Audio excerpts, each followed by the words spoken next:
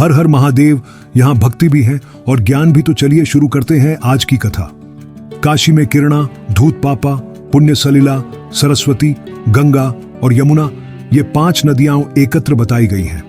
इनसे त्रिभुवन विख्यात पंचंद, पंचगंगा तीर्थ प्रकट हुआ है। उसमें डुबकी लगाने वाला मानव फिर पंचभौतिक शरीर धारण नहीं करता। यह 5 नदियों का संगम समस्त पाप राशियों का नाश करने वाला है। उसमें स्नान करने मात्र से मनुष्य ब्रह्मांड मंडप का भेदन करके परम पद को प्राप्त होता है। प्रयाग में माघ मास में विधिपूर्वक स्नान करने से जो फल प्राप्त होता है, वह काशी के पंचगंगा तीर्थ में एक ही दिन के स्नान से मिल जाता है। पंचगंगा में स्नान और पितरों का तर्पण करके माधव नाम से प्रसिद्ध भगवान विष्णु की पूजा करने वाला पुरुष फिर इस संसार में जन्म नहीं लेता। जिन्होंने पंचगंगा में श्रद्धापूर्वक श्राद्ध किया है, उनके पितर अनेक योनियों में पड़े होने पर भी मुक्त हो जाते हैं।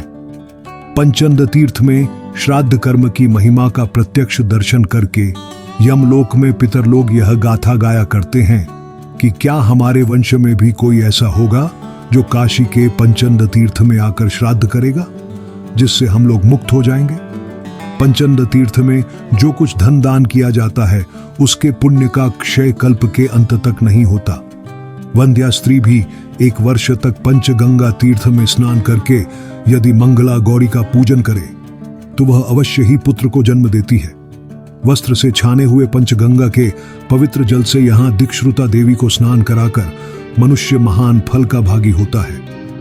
पंचामृत के 108 कलशों के साथ तुलना करने पर पंचगंगा का एक बूंद जल भी उनसे श्रेष्ठ सिद्ध होता है।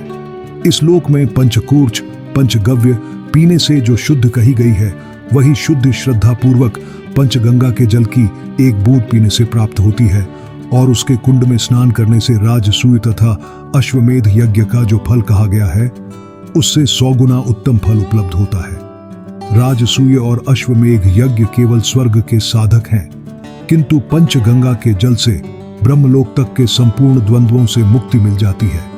सत्य युग में वह धर्मनद के नाम से प्रसिद्ध हुआ। त्रेता में उसी का नाम धूत पापा हुआ। द्वापर में उसे विंदु तीर्थ कहा जाने लगा और कलयुग में पंचंद के नाम से उसकी ख्याति होती है। पंचन तीर्थ धर्म, अर्थ, काम और मोक्ष, इन 4 पुरुषार्थों का शुभ आश्रय है। उसकी अनंत महिमा का कोई भी वर्णन नहीं कर सकता।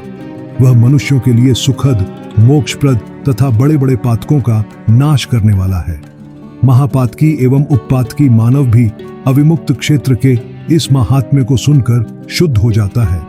ब्राह्मण इसे सुनने और पढ़ने से वेदों का विद्वान हो जाता है। क्षत्रिय युद्ध में विजय पाता है। वैश्य धन संपत्ति से भरपूर होता है और शूद्र को वैष्णव भक्तों का संग प्राप्त होता है। संपूर्ण यज्ञों में जो फल मिलता है, समस्त तीर्थों में जो फल प्राप्त होता है, वह सब इसके पाठ और श्रवण से भी मनुष्य प्राप्त कर लेता है।